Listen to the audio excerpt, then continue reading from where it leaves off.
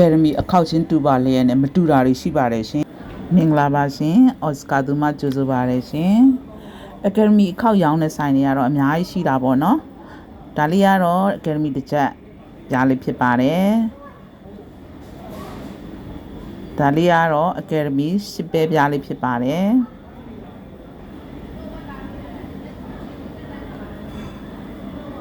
ဒါလေးက Academy တပဲပြားလေးဖြစ်ပါတယ်ရှင်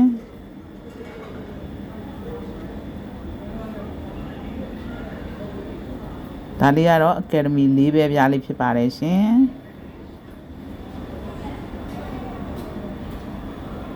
ဒါလေးတွေကတော့ရွှေစင် Academy ကနေပြီးတော့ထုတ်တဲ့